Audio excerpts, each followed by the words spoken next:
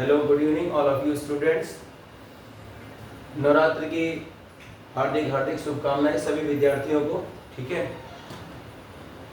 जैसा कि हम लोग अभी कुछ दिन पहले जो है जीओसी के लेक्चर को स्टार्ट किए थे, लेकिन किसी कारणवश हो नहीं पाया। ठीक है, कोई प्रॉब्लम आ गई थी, इसकी वजह से रुका पड़ा था।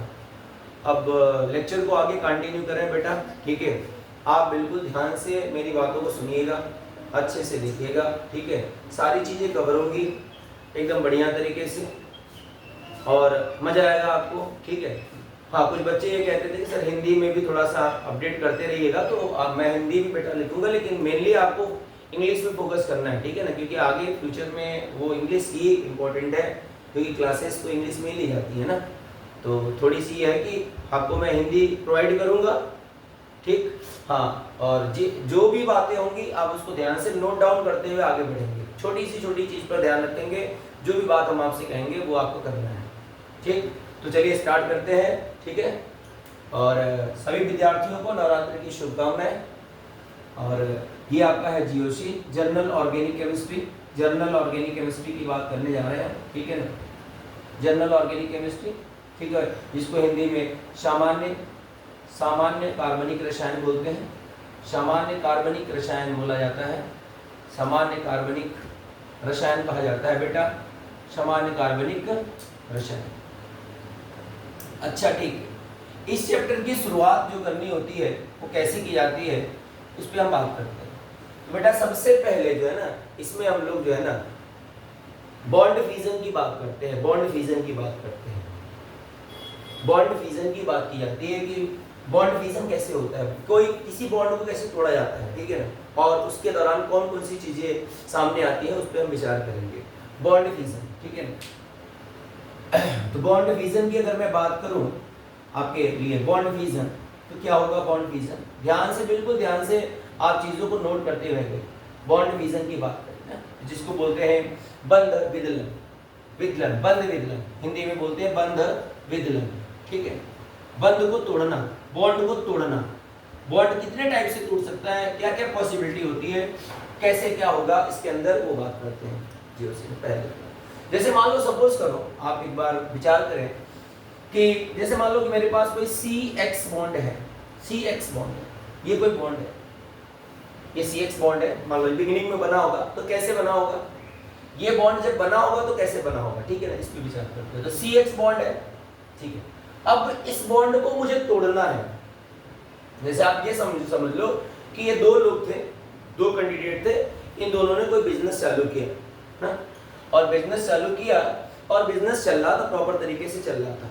किसी कारण बस अब इनका बिजनेस जो है, इनके बिजनेस में प्रॉब्लम आने लगी, तो ये किसी कारण बस अलग होना चाहते हैं। तो कैसे अलग होंगे, ये कितनी पॉसिबिलिटी है अलग होने की, इसको हम यहाँ पर देखेंगे। अगर इन्हें अलग होना है तो ये कैसे अलग होंगे। तो हमें पता है कि सीधी सीधी बात है, हम अलग जो है कई तरीके से होते हैं।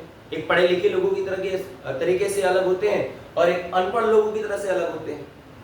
अब पढ़े लिखे लोग कैसे अलग होते हैं, अगर पढ़े लिखे लोग की बात करें और उन्हें अलग होना है तो कैसे अलग होंगे, तो थोड़ा समझने का प्रयास करिएगा। हमें पता है कि ये सिंगल बॉन्ड है। अब एक बॉन्ड के अंदर 2 इलेक्ट्रॉन होते हैं। सिंगल बॉन्ड में कितने इलेक्ट्रॉन होते हैं, 2 इलेक्ट्रॉन होते हैं भाई। 2 इलेक्ट्रॉनों की साझेदारी से तो सिंगल बॉन्ड बनता है। ठीक है, अब अगर इन्हें अलग होना है, यदि इन्हें अलग होना है तो ये क्या करेंगे, पढ़े लिखे लोगों की तरह अगर अलग होना है तो क्या करेंगे, तो ये बोलेंगे भैया ठीक है, जो तुम्हारा है तुम लो, जो मेरा है वो मुझे दो। ठीक है, टाटा बाय बाय, दोस्ती बनी रहेगी, पक्की यारी पक्की दोस्ती हमारी रहेगी, फिर कभी मिलेंगे। तो अलग जब होंगे ये, तो ये करेंगे क्या कि इस बॉन्ड के अंदर जो 2 इलेक्ट्रॉन है वो इक्वली डिस्ट्रीब्यूट होंगे, सामान्य रूप से डिस्ट्रीब्यूशन होगा। मतलब एक एक इलेक्ट्रॉन दोनों के पास जाएंगे, भैया एक आपका है आप ले लो, एक मेरा है मुझे दे दो।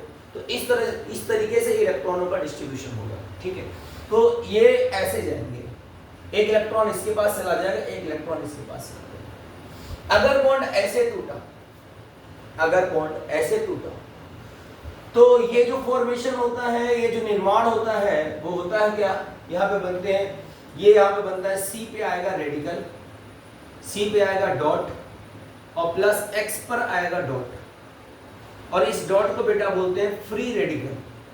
ये जो डॉट है इसको बोलते हैं फ्री रेडिकल। फ्री रेडिकल बोला जाता है, मेरी बात को ध्यान से सुनना, फ्री रेडिकल बोला जाता है। और फ्री रेडिकल का हिंदी में जो नाम होता है उसे हम बोलते हैं मुक्त मूलक। मुक्त मूलक, मुक्त मूलक बोला जाता है हिंदी में, आप ये ध्यान रखिए। तो अगर हमने क्या किया, हमने आपसे क्या बोला कि यदि हमें बॉन्ड को ब्रेक करना है तो ये भी पॉसिबिलिटी हो सकती है, पढ़े लिखे लोगों की तरह पॉसिबिलिटी बन सकती है भैया, ठीक है। एक आप अपना ले लीजिए, एक मुझे दे दिए, ठीक है, यहीं पर बात खत्म हो जाती है, फिर मिलेंगे, दोस्ती यारी बनी रहेगी। तो इन्होंने क्या किया, इस तरह से यहाँ पे अलग हो, ये तो पहली पॉसिबिलिटी होगी। दूसरी पॉसिबिलिटी क्या हो सकती है बेटा, दूसरी पॉसिबिलिटी क्या हो सकती है, ये ऐसे भी अलग हो सकते हैं, ये इस तरीके से भी अलग हो सकते हैं। मान लो कि ये जो है, अब मैं थोड़ा सा इसको इरेज कर रहा हूं, या तो इस फिगर को आप इस पहले फॉर्मेट में ले लें और इसका दूसरा फॉर्मेट ले लेते हैं। मान लो ये यही बॉन्ड था C और X था, ये तो पहली पॉसिबिलिटी है। अब दूसरी पॉसिबिलिटी ये भी तो हो सकती है कि गुंडागर्दी वाली बात हिसाब किताब है। गुंडागर्दी का मतलब क्या होता है कि भैया ठीक है, गुंडागर्दी जो पावरफुल होगा क्या, वो क्या करेगा, जो पावरफुल व्यक्ति होगा वो क्या करेगा, अपना तो रखेगा ही रखेगा, अपना तो लेगा ही लेगा, और सामने वाले का भी ले लेगा, और बोलेगा चुपचाप निकलो, रास्ता पकड़ के निकलो यहाँ से। तो ऐसी स्थिति में बॉन्ड कैसे ब्रेक डाउन होंगे, ऐसी स्थिति में जो बॉन्ड ब्रेक डाउन, जैसे मान लो कि मैंने एरो का मूवमेंट ऐसे कर दिया, ऐसे कर दिया, तो जब एरो का मूवमेंट मैंने ऐसे किया, इस तीर का निशान मैंने ऐसे बनाया, तो इसमें ये पता लग रहा है कि जो X की इलेक्ट्रोनेगेटिविटी है, X की जो विद्युत ऋणता है वो C से ज्यादा है। तभी तो ये इलेक्ट्रॉन, जो शिफ्टेड इलेक्ट्रॉन है, ये जो शिफ्टेड इलेक्ट्रॉन है वो पूरे के पूरे किसके पास जा रहे हैं, हेलोजन के पास जा रहे हैं। यानी हेलोजन की जो इलेक्ट्रोनेगेटिविटी है वो कार्बन से ज्यादा है। जरूरी नहीं कि मतलब ये X हेलोजन, ये मान लिया, अभी तो फिलहाल हम इसको हेलोजन के रूप में ही ले रहे हैं, बॉन्ड को हमें तोड़ना है सिर्फ, ठीक है।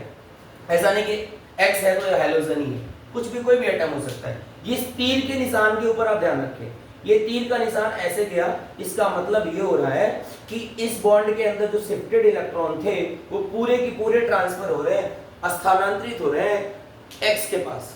तो इसका सीधा सीधा मतलब ये हुआ कि X पावरफुल है और जो है C यहाँ पर कमजोर है। तो क्या होगा, तो क्या बनेगा, तो जो देने वाला है, जो देता है, आपको पता ही है वो पॉजिटिव होता है, और जो लेता है वो नेगेटिव होता है, ठीक है। नेगेटिव का मतलब होता है लोन पेयर, ठीक है। अगर एक नेगेटिव कहीं लगा हुआ तो उसका मतलब हो गया एक लोन पेयर ना। तो ऐसे भी बॉन्ड टूट सकता है, अगर हम ऐसे भी बॉन्ड टूट सकता है। तो इस कंडीशन में कार्बो, ये C पे पॉजिटिव आया, इसको हम लोग बोलते हैं कार्बोकैटायन, इसे हम बोलते हैं बेटा कार्बोकैटायन। मेरी बात को ध्यान रखना, कार्बोकैटायन, जिसको हिंदी में बोलते हैं कार्बधनायन, कार्बधनायन, कार्बधनायन बोलते हैं, ऐसे कार्बधनायन बोलते हैं। तो इस बॉन्ड को मैंने ऐसे तोड़ा, ऐसी पॉसिबिलिटी थी, पहली पॉसिबिलिटी, फर्स्ट जो पॉसिबिलिटी थी वो ये थी बॉन्ड को तोड़ने की। सेकंड जो पॉसिबिलिटी है वो बॉन्ड को तोड़ने की है, बॉन्ड ऐसे भी टूट सकता है, हो सकता है बॉन्ड। अगली पॉसिबिलिटी क्या बन सकती है, जो थर्ड पॉसिबिलिटी है वो ये भी तो हो सकती है बेटा, तीसरी वाली, ऐसे भी तो हो सकता है। ये CX था, इसमें हुआ क्या, ये ऐसे इलेक्ट्रॉन चले गए पूरी पूरे C के पास चले गए, इसमें जो इस बॉन्ड के अंदर जो शिफ्टेड इलेक्ट्रॉन थे पूरे के पूरे ट्रांसफर हो गए C के पास, पूरे के पूरे ट्रांसफर हो गए C के पास। तो इसका मतलब ये हुआ कि यहाँ पर अब जो है, जो दिखाया जा रहा है वो ये दिखाया जा रहा है कि जो C की इलेक्ट्रोनेगेटिविटी है वो X से ज्यादा है। ये जो X है, जो कोई X एटम है, अब यहाँ पे इसको हेलोजन नहीं लेंगे आप, मतलब ये जो X एटम है, यहाँ पर C की जो इलेक्ट्रोनेगेटिविटी है वो ज्यादा है, C की जो विद्युत ऋणता है वो ज्यादा है। विद्युत ऋणता, इलेक्ट्रोनेगेटिविटी का मतलब होता है विद्युत ऋणता, और विद्युत ऋणता का मतलब होता है, हमने कहा कि फलाने की इलेक्ट्रोनेगेटिविटी इससे ज्यादा है, इसका मतलब वो पावरफुल है, वो पावरफुल है। ये बात हमें बताई जाती है पीरियोडिक टेबल में, ठीक है ना, कि फलाना एटम इलेक्ट्रोनेगेटिविटी कब बढ़ती है, कैसे बढ़ती है, कैसे घटती है, ठीक है। Left to right along the period जाने पर इलेक्ट्रोनेगेटिविटी बढ़ती है, आवर्त में इलेक्ट्रोनेगेटिविटी बढ़ती है, बाएं से दाएं जाने पर, ऊपर से नीचे आने पर घटती है, वो सब सारी चीजें बताई जाती है। फिलहाल हमें वहां पे नहीं जाना, जनरल बात करनी है जो बात है, हमें तो बॉन्ड डिफिजन की बात हो रही है। बंध विदलन की बात हो रही है, ठीक है। तो बंध विदलन के टाइप्स कितने हो रहे हैं वो मैं आपको दिखा रहा हूँ। तो ये ऐसे टूटेगा, जब ये ऐसे टूटेगा बेटा तो यहाँ पर क्या होगा, C पर नेगेटिव होगा, C पर नेगेटिव होगा और X पर पॉजिटिव होगा। अब C पर नेगेटिव होगा और X पर पॉजिटिव होगा, सॉरी, तो X पर पॉजिटिव होगा तो ये एनायन हो गया, तो इसको बोलते हैं कार्ब एनायन, कार्ब एनायन बोलते हैं, कार्ब एनायन बोलते हैं, ठीक है। हिंदी में कार्ब रेडायन बोलते हैं, कार्ब रेडायन बोला जाता है, कार्ब रेडायन बोला जाता है, ठीक है। धनायन यहाँ पे हो गया, यहाँ पे रेडायन हो गया, कार्ब रेडायन बोला जाता है। तो कुल मिला जुला के हमने ये देखा कि यदि हमें बिगिनिंग में अगर कोई बॉन्ड बना था तो अगर हमें उस बॉन्ड को तोड़ना है, नेचर ऑफ बॉन्ड को, CH बॉन्ड के नेचर को अगर तोड़ना है तो कितने टाइप से टूट सकते हैं। तो मेरे पास ये चीजें निकल के आई कि भैया ऐसे टूट सकता है, ऐसी भी संभावनाएं हो सकती है और ऐसे भी, ऐसे टूट रहा है तो ये पढ़े लिखे लोगों की तरह टूट रहे हैं। यहाँ पे हो क्या रहा है, यहाँ पे जो सिंगल बॉन्ड के पास इलेक्ट्रॉन है वो दोनों के पास शिफ्टेड हो रहे हैं, एक एक इलेक्ट्रॉन दोनों के पास जा रहा है, ठीक है। इस परिस्थिति में क्या हुआ, पूरे इलेक्ट्रॉन X के पास चले गए तो यहाँ पर ये बन गया कार्बोकैटायन बना, यहाँ पर फ्री रेडिकल बना, यहाँ पर जब ऐसे हमने एरो का मूवमेंट किया, बॉन्ड को ऐसे तोड़ा तो हमारा यहाँ पे कार्ब रेडायन बना, ठीक है। तो ये जो बना ना बेटा, ये जो बना ना, इसे हम लोग क्या बोलते हैं पता है, इसे हम लोग बोलते हैं रिएक्शन इंटरमीडिएट, इसे हम बोलते हैं रिएक्शन इंटरमीडिएट, अभिक्रिया मध्यवर्ती। हिंदी में अगर बात करें तो रिएक्शन इंटरमीडिएट इसे कहा जाता है। तो आप ये नोट में आप इस बात को ध्यान रखिए कि जो रिएक्शन इंटरमीडिएट होते हैं, रिएक्शन इंटरमीडिएट जो होते हैं, रिएक्शन इंटरमीडिएट जो होते हैं, रिएक्शन इंटरमीडिएट जो होते हैं वो कितने टाइप्स के होते हैं। Reaction intermediate are three types,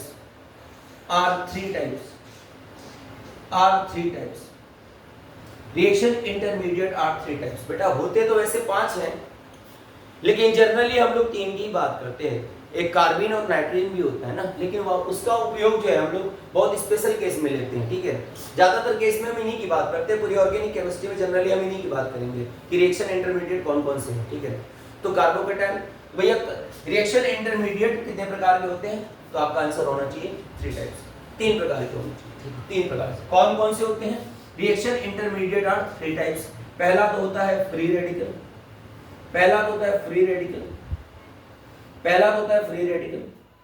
दूसरा होता है बेटा कार्बोकैटायन,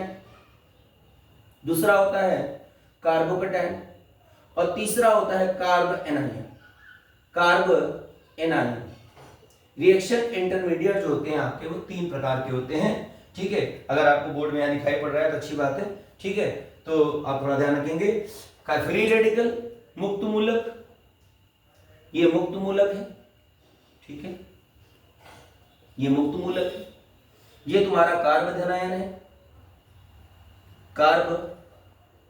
है, और बेटा ये नीचे वाला जो है वो कार्ब ऋणायन है ना। तो ये 3 प्रकार के हैं, ये 3 प्रकार के रिएक्शन इंटरमीडिएट होते हैं। मैंने आपको बोला जैसे मान लो ऑप्शन में कार्बिन और नाइट्रीन का नाम आता है तो आपको उससे भी ध्यान रखना पड़ेगा। जैसे आपसे बोल दिया गया कि reaction intermediate are carbocation, carbanion, carbene, all of this, तो आपको बोलोगे, आपका आंसर होगा ऑल ऑफ दिस, ठीक है ना, क्योंकि कार्बीन और नाइट्रीन ये दोनों रिएक्शन इंटरमीडिएट में आते हैं, ठीक है ना। लेकिन मुख्य रूप से हम इन तीनों का ही उपयोग करते हैं, ये बात आपको पता होनी चाहिए, ठीक है। तो ये था हमारा जो है बॉन्ड फ्यूजन, ठीक है। बिल्कुल सिंपल तरीके से हम बात कर रहे हैं, बिल्कुल सिंपल तरीके से बात करें, इसमें कुछ भी नहीं है। हमने नेचर ऑफ CX बॉन्ड की बात किया कि अगर हमारे पास कोई बॉन्ड है, CX बॉन्ड है, बिगिनिंग में अगर कोई बॉन्ड बनी हुई है, पहले उसे बनी हुई थी CX बॉन्ड, कैसे बनी होगी तो लेन देन से बनी होगी। अब अगर इन्हें अलग करना है तो इनको कैसे अलग करेंगे हम, तो अलग करने की जो पॉसिबिलिटी थी वो ये थी, 3 पॉसिबिलिटियां बनी भाई, दोनों बराबर इक्वली डिस्ट्रीब्यूट हो सकते हैं। इक्वल डिस्ट्रीब्यूशन होगा, बराबर बराबर बराबर अपने जो जिसका जितना लगा था दोनों लोगों ने अपना बराबर बराबर डिस्ट्रीब्यूशन किया और इलेक्ट्रॉन लेके चले अपना, दोनों चल बसे चले। एक ये भी हो सकता है कि जो पावरफुल है वो सारे इलेक्ट्रॉन लेगा, अपना तो रखेगा ही रखेगा, दूसरे वाले का भी रख लेगा। एक उसकी अपोजिट में ये ऐसी स्थिति बन गई, हो सकता है यहाँ पर सी जो है ज्यादा पावरफुल हो, तो सी ने क्या किया, अपना इलेक्ट्रॉन तो रखा ही रखा, एक्स वाले का भी रख लिया और एक्स वाले को बोला तो चुपचाप गली पकड़ ले, निकल ले यहाँ से। ठीक है, तो बेटा ये था आपका रिएक्शन इंटरमीडिएट। ठीक है, आप इसको नोट डाउन करें, फिर हम आगे बढ़ें। ठीक है, आप इसका स्क्रीनशॉट ले लें, एकदम बिल्कुल एक एक चीज पॉइंट आउट करते हुए लिख के चलना है। कहीं कोई प्रॉब्लम होगी आप हमसे कमेंट बॉक्स में जरूर कहें। अब लेक्चर प्रॉपर तरीके से चलता रहेगा, कहीं कोई रुकावट नहीं आएगी। ठीक है, हम 2 पैनल पे काम करेंगे, एक बार पूरे चैप्टर की बात करेंगे, उसके बाद हर चैप्टर के जो इंपॉर्टेंट वेरी इंपॉर्टेंट टॉपिक होते हैं जहां से क्वेश्चन आते हैं एग्जाम में। ठीक है, हम उन टॉपिक का एक फॉर्मेट बना रखा है हमने। ठीक है, हर चैप्टर का उस टॉपिक का फॉर्मेट बना रखा है, सारे कन्वर्जन का फॉर्मेट बना रखा है, तो हम लोग वो सारी बातें करेंगे लेकिन 1 बाय 1। ठीक है ना, तो फिलहाल अभी आप इसको करें, इसको ध्यान से करते हुए आगे बढ़े। तो ये था आपका रिएक्शन इंटर बॉन्ड फिजन। ठीक है ना, बंध विदलन कैसे होता है, ऐसे होते हैं। कितने प्रकार के होते हैं, 3 प्रकार के होते हैं। कौन कौन से होते हैं, अच्छा भैया ये होते हैं, ये होते हैं, ये होते हैं। आंसर आपका ये होना चाहिए। ठीक है, तो स्क्रीनशॉट आपने ले लिया होगा, आगे बढ़ते हैं। तो अब इसको इरेज करते हैं। नेक्स्ट, अब जैसे हम बात करें कि फ्री ये जो फॉर्मेशन हुआ ये क्या है, पहले तो फ्री रेडिकल के बारे में थोड़ी सी बात कर लेते हैं। ठीक है ना, फ्री रेडिकल के बारे में थोड़ी सी बात कर लेते हैं ना, तो वो अच्छा रहेगा आपके लिए ना। थोड़ा सा हम बात कर लेते हैं क्या है फ्री रेडिकल, जनरल बात कर लेते हैं, उसके बाद बात करेंगे फिर। जैसे फ्री रेडिकल की बेटा मैं बात करूं, फ्री रेडिकल की मैं बात करूं ना, फ्री रेडिकल की मैं बात करूं, तो आपको ये पता होना चाहिए क्योंकि सबकी हाइब्रिडेशन तो आप निकाल लेते हो, हाइब्रिडेशन आप निकाल लेते हो सबकी, लेकिन जो रेडिकल की हाइब्रिडेशन होती है, फ्री रेडिकल की जो हाइब्रिडेशन होती है, संकरण जिसको बोलते हैं हिंदी में, रेडिकल की जो हाइब्रिडेशन होती है, फ्री रेडिकल की जो हाइब्रिडेशन होती है वो sp2 होती है। जैसे मैंने कहा कि CH3 रेडिकल, CH3 रेडिकल मैंने यहाँ पे डॉट लगा दिया और मैंने पूछा इसकी हाइब्रिडेशन स्टेट क्या होगी, इसकी हाइब्रिडेशन स्टेट क्या होगी, CH3 रेडिकल की हाइब्रिडाइजेशन स्टेट क्या होगी, हाइब्रिडाइजेशन स्टेट, या हाइब्रिडाइजेशन क्या होगी, हाइब्रिडाइजेशन, जिसको हिंदी में संकरण बोलते हैं, जिसको हिंदी में संकरण बोलते हैं। ध्यान रखना मेरी बात को, संकरण बोलते हैं। क्या होगी, तो आपको ये पता होना चाहिए जिस एटम पर रेडिकल लगा हुआ है, जिस एटम पर रेडिकल लगा हुआ है उसकी हाइब्रिडाइजेशन तो sp2 होगी, sp2 ही होगी, दूसरा हो ही नहीं सकता। जिस एटम पर रेडिकल लगा हुआ है, ये बात आपको ध्यान में रखनी है। ठीक है, जिस एटम पर रेडिकल लगा हुआ है उसकी हाइब्रिडेशन sp2 होगी। जैसे एक क्वेश्चन आया था कि एथिल रेडिकल में C2H5 रेडिकल में, ठीक है ना, कार्बन की C2H5 रेडिकल में कार्बन की संकरण अवस्था होगी, संकरण अवस्था होगी। बिल्कुल बेसिक एग्जांपल मैं ले रहा हूं, ठीक है, ध्यान रखना, संकरण अवस्था होगी। मैं इंग्लिश में भी लिखवा दे रहा हूं, आप टेंशन नहीं लें। C2H5 रेडिकल में कार्बन की संकरण अवस्था होगी। ऑप्शन दे रखा था, मतलब पहले तो मैं लिख दूं hybridization state of carbon, hybridization state of carbon, मेरी बात को ध्यान से सुनना, hybridization state of carbon, hybridization state of carbon, carbon in C2H5 radical is, C2H5 radical is, option दे रखा था only sp2, only sp2। Second option था sp2, sp3। तीसरा ऑप्शन है sp3, और मान लो लास्ट में कोई ऑप्शन दे दिया, ठीक है ना, लास्ट में कोई ऑप्शन दे दिया, मान लो sp दे दिया, चलो ठीक है ऐसे। तो आपको ये पता होना चाहिए कि अगर जिस एटम पे रेडिकल लगा हुआ है उसकी हाइब्रिडेशन स्टेट, ये जरूरी नहीं है, भी मैं इसकी बात भी आपको बताऊंगा, ये जरूरी नहीं है। असर्शन रीजन में क्वेश्चन फंसा देगा कि जिस एटम पे रेडिकल लगा हुआ है क्या वो ऑलवेज sp2 हाइब्रिडाइज्ड होगा, नहीं, ऑलवेज sp2 हाइब्रिडाइज्ड नहीं होगा, ये जरूरी नहीं है। फिलहाल अभी मैं आपको अभी आगे बात बता रहे हैं, ठीक है, उसके लिए कंडीशन होती है, उसे थोड़ा सा ध्यान रखना होता है। हाँ, ये इस कंडीशन में sp2 था ही, ये रेडिकल जो होते हैं आपके sp2 हाइब्रिडाइज्ड होते हैं। इन जनरल ये बात आप बोल सकते हो, इन जनरल ये बात आप बोल सकते हो, in general radical are sp2 hybridized, in general radical are sp2 hybridized. सामान्य तौर पे जो रेडिकल होते हैं वो sp2 हाइब्रिडाइज्ड होते हैं, ये बात हम बोल सकते हैं, इसमें कोई डाउट वाली बात नहीं, ठीक है ना। लेकिन इसेंशियल बोल दिया जाए कि नहीं होगा तो उसके लिए थोड़ा ध्यान रखना है ना, उसके लिए पेशेंस रखना, गलती हो सकती है। फिलहाल अभी मैं इस पर बात कर रहा हूँ, ये बात आप ध्यान रखेंगे कि in general radical are sp2 hybridized, जो रेडिकल होते हैं वो उनकी हाइब्रिडाइजेशन स्टेट होती है वो sp2 होती है, ठीक है। अब बात ये फंसती है, एकदम ध्यान से, बिल्कुल प्यार से देखना है बेटा, नहीं तो सन्नाटे में जाओगे, सन्नाटे में जाना पक्का है आपका, एकदम ध्यान से।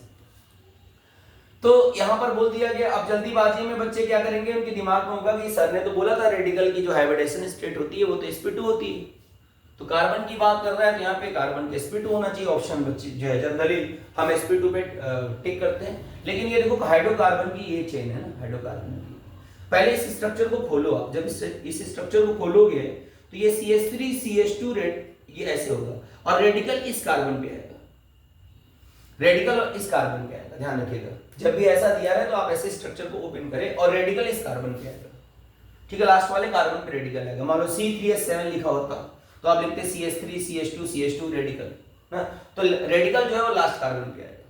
तो इस कार्बन की जो संकरण अवस्था है, हाइब्रिडाइजेशन स्टेट है, वो तो sp2 है, लेकिन बेटा इस कार्बन की जो हाइब्रिडाइजेशन स्टेट है वो sp3 है। तो आप इस बात को ध्यान रखिएगा, इस कार्बन की जो हाइब्रिडाइजेशन स्टेट है वो sp3 है। कैसे sp3 है, 3 तो हाइड्रोजन हो गए और 1 सिग्मा बॉन्ड हो गए, टोटल 4 सिग्मा बॉन्ड हो गए, और 4 सिग्मा बॉन्ड के लिए हाइब्रिडाइजेशन स्टेट क्या होती है, sp3 होती है, ठीक है। 4 सिग्मा बॉन्ड के लिए sp3 होती है, ध्यान रखिएगा, ऐसे देखो, ये CH3 हो गया, ये CH2, ठीक है, और ये रेडिकल हो गया ना, CH2 रेडिकल हो गया, ये ऐसे, तो यहाँ पे 1 सिग्मा है, 1 सिग्मा, ये 2, एक 3 और एक ये 4, इस कार्बन के रिस्पेक्ट में 4 सिग्मा है, और 4 सिग्मा की वजह से ये sp3 हो जाएगा, 4 सिग्मा की वजह से sp3 हो जाएगा।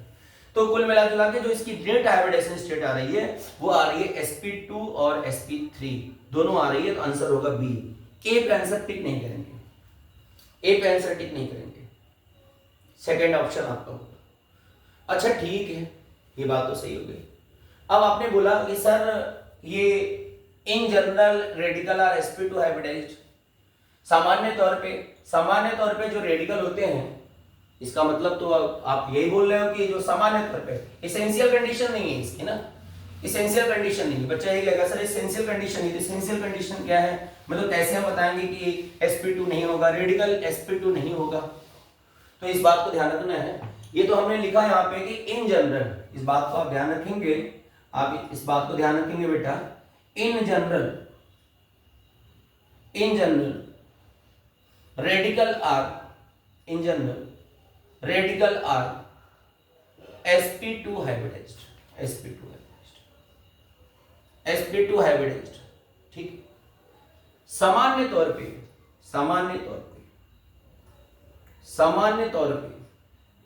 थोड़ी सी हिंदी ध्यान रखना मेरी, सामान्य तौर पे मुक्त मूलक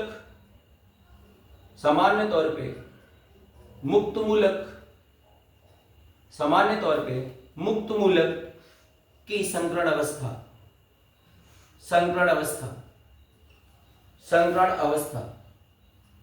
sp2 होती है, संकरण अवस्था sp2 होती है, इस बात को ध्यान रखना, ठीक है। जैसे एग्जांपल के तौर पे अगर मैं बात करूं तो मैंने लिखा CH3 रेडिकल, तो आप बोलोगे sp2, ठीक है ना, मैंने बोला CH3 रेडिकल, तो आप बोलोगे sp2। लेकिन थोड़ा ध्यान रखिए, अब मामला फंसने वाला है। एक कंडीशन मैं आपको बताने जा रहा हूं जो कि वेरी इंपॉर्टेंट कंडीशन है, आप इसे ध्यान रखेंगे, बहुत ज्यादा इसमें उलझना नहीं है, डायरेक्ट क्वेश्चन आता है, डायरेक्ट नीट में जो आप जानते हो बताइए ना, जेईई मेंस में भी आपको पता ही है कैसे क्वेश्चन होते हैं, डायरेक्ट क्वेश्चन होते हैं, बस आपको पता होना चाहिए। ऑर्गेनिक केमिस्ट्री में पता होना चाहिए बस। ऑर्गेनिक केमिस्ट्री फिजिकल केमिस्ट्री से 10 टाइम्स इजी है, 10 टाइम्स इजी है बेटा। बस इसमें यह है कि जो बात है उसको उसके बारे में आपको पता होनी चाहिए, याद होना चाहिए बस, ठीक है ना। तो मामला आपका सेट हो जाएगा, आपका मामला सेट हो जाएगा, ठीक। तो मैं जो कहना चाह रहा हूं, मेरी बात को समझना। जैसे मान लो मैंने लिख दिया CF3, ऐसे लिखा मैंने CF3 रेडिकल, मैंने लिख दिया CCl3 रेडिकल, मैंने लिख दिया CH3 रेडिकल, ऐसे मैंने लिख दिया, ये 4 ऑप्शन दे दिए, ठीक है ना।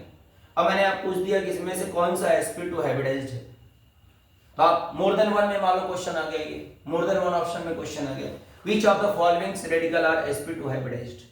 लास्ट में ऑप्शन दे दिया ऑल ऑफ दीज, इसको रख दिया A में रख दिया, इसको रख दिया B में रख दिया, इसको रख दिया C में, और इसको लास्ट में रख दिया D में, all of this, all of this. मान लो कि एक से अधिक ऑप्शन वाले क्वेश्चन, ठीक है ना, ऑल ऑफ दिस ऐसे कर दिए, ऐसे क्वेश्चन आ गया, तो आप क्या करेंगे? तो आपके दिमाग में तो ये होगा कि सर ने तो बताया था, लेकिन यहां पर कंडीशन कुछ गड़बड़ समझ में आ रही है ना, थोड़ा सा ध्यान रखना।